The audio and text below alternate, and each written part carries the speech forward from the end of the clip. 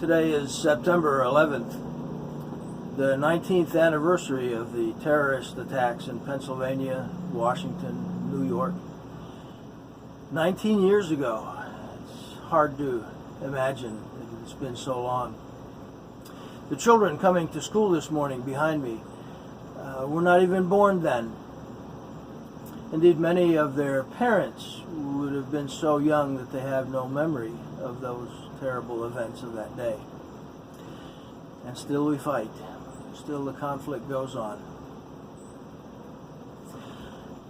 We've been talking about the signs of the end before the coming of the day of the Lord.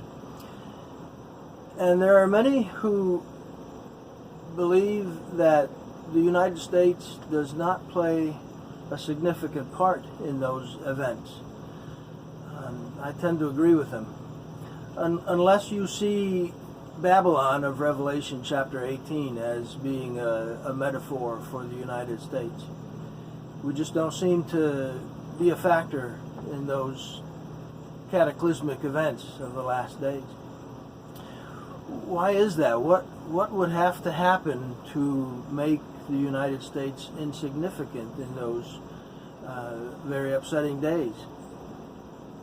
Well, a nuclear attack, perhaps? Or I tend to think maybe it's something more internal, like wildfires burning out of control, like straight line winds wiping out our crops in the Midwest, like double hurricanes in the Gulf, like a pandemic wiping out our population and putting everybody in a panic, like civil war, and like economic collapse following all those things.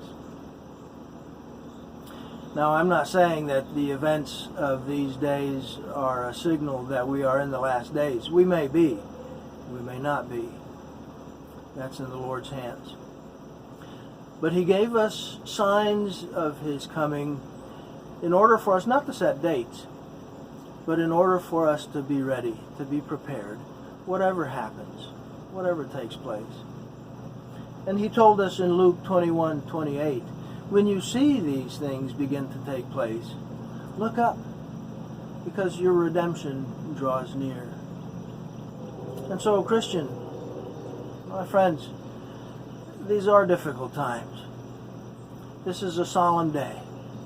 But let's look up. The Lord is still in control. He's working out His plan.